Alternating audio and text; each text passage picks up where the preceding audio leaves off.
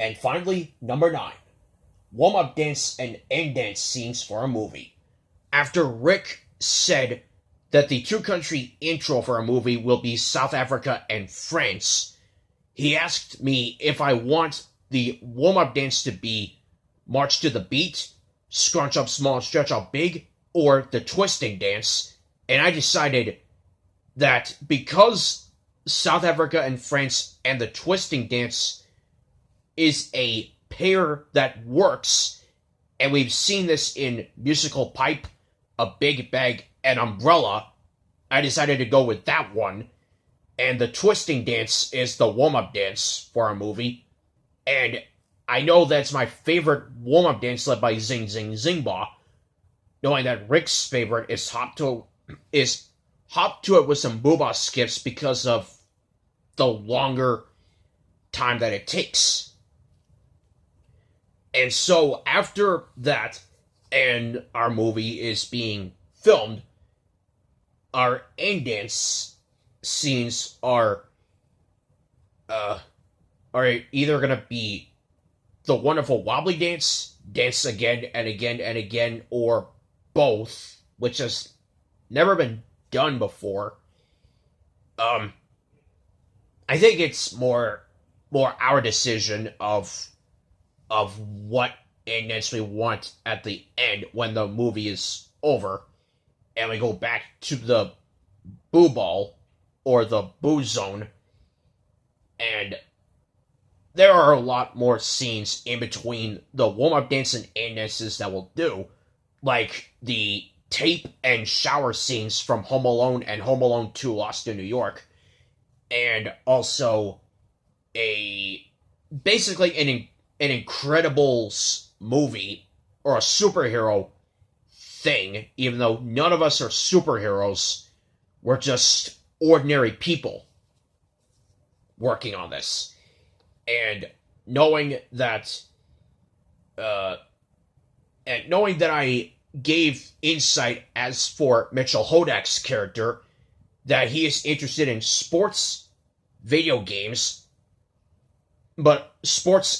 games, but only when he finds the right time to play them, is the smartest in his class, and he helped his team win a basketball tournament for his team at school a long time ago.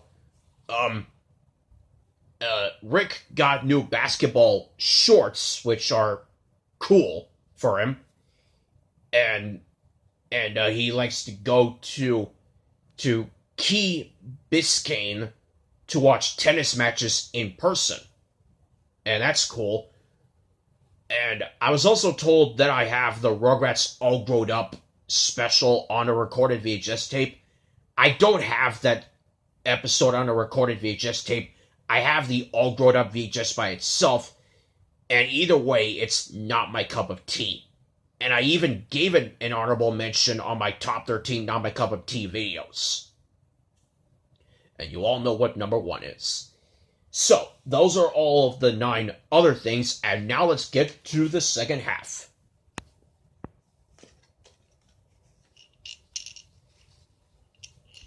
Number 11. Which cast members in our movie have Eastern Time and Central Time? I did research on this and looked it up and saw that of the 6 states that are in my movie, not counting Mitch's original home state of Illinois, both him and I have Central Time zones, while everybody else have Eastern Time zones. Although to even Mitch's home states out, both of them have Central Time zones, so it doesn't really affect him. It's just him and me with Central Time Zone, and the others have Eastern Time Zones because of how time and schedule and programming for certain shows and movies work in different areas of the United States. So it's possible that in Texas, Illinois, or Mississippi, the movie will air on PBS Kids on one time, and in the other states, Florida, North Carolina, and New York, and Kentucky, they will have this movie air 1 hour earlier or later. Yeah, yes, it's earlier because I remember the New York City and Times Square have the Eastern time zone starting earlier than the Central time zone starting later. When it hits 11 o'clock, that's where the New Year's hits for New York City and Times Square and other states on that area, while an hour later at 12 o'clock, that's where New Year's hits for us.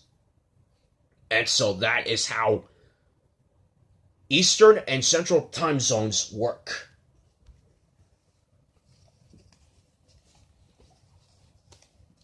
Number 12. Movie magic and quoting a movie. I know that all of us will have to work on our magic in order for this to work.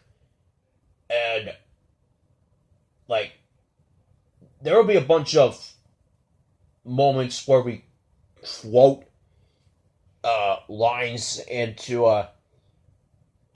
hopefully a well-written script. Oh, and going back to warm-up dances and end dances scenes in our movie. In the inside scene, I'm sure I said this already, but there will be a scene where one by one, all of us will give insights as to why we're Bubba fans, and the music that is played will be the music from our favorite warm-up dances, or our favorite episodes with that warm-up dance will be played. 6 out of 7 have decisions of our own, and the other one, CQ, has to give me his decision if he's seen an episode. And I'm sure that's how we need that movie magic, and yeah, we're certainly gonna need it by luck.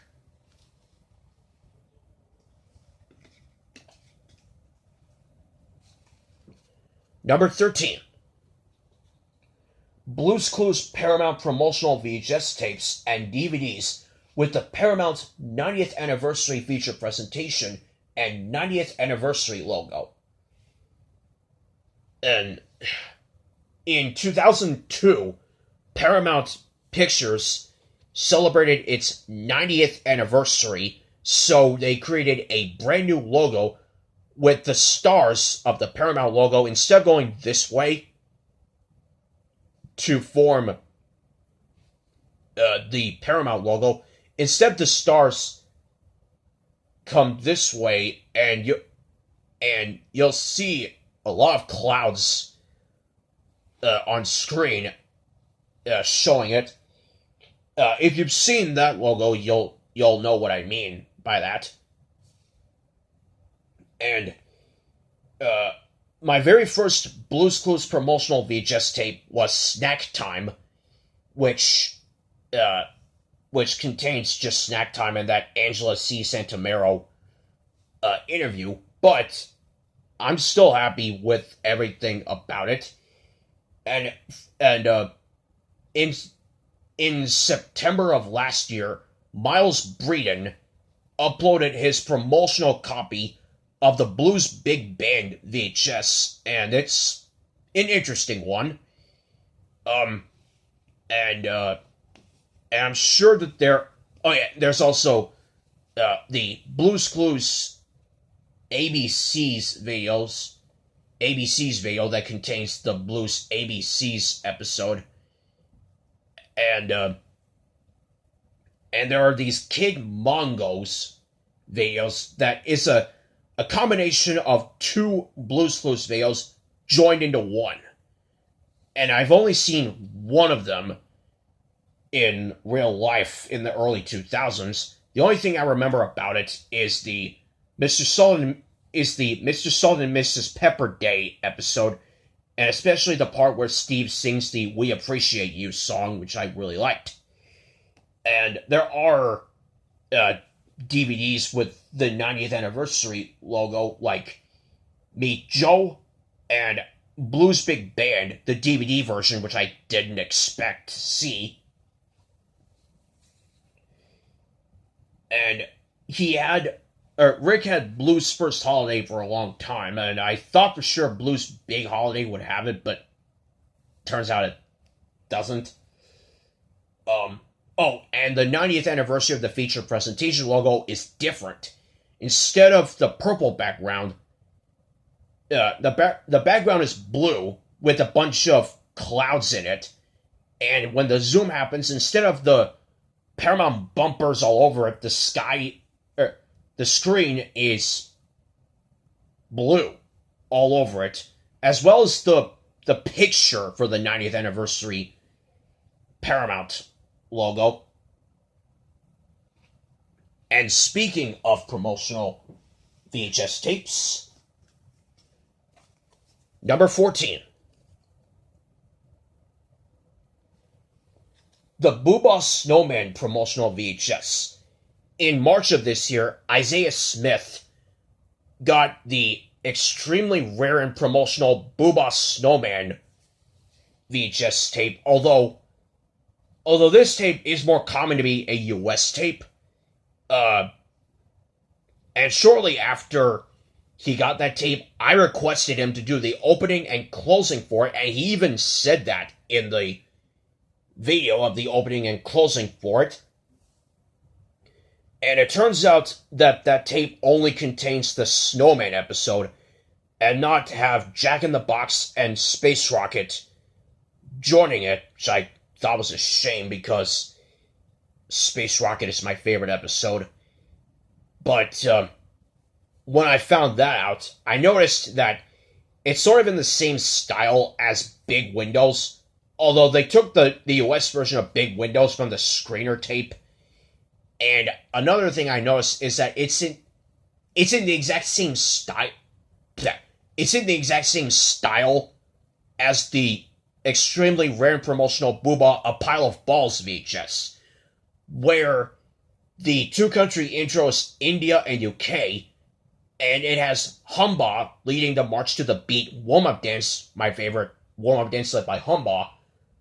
And I've said that A Pile of Balls was the episode that started my road to caring more about that warm-up dance than I thought I did. So I didn't expect it there. Comfy Armchair and Hot Dog have their own styles of their promotional VHS tapes. So for that, if VHS tapes still existed, would some still be promotional? Kind of. And my Father's Day VHS is a promotional VHS tape because it only contains the Father's Day demo promo, and then the movie plays after that. So that's it for part 5, and I'll see you after the break for probably the conclusion of my Day Before Heroes Camp 2021 message video. See ya right after this.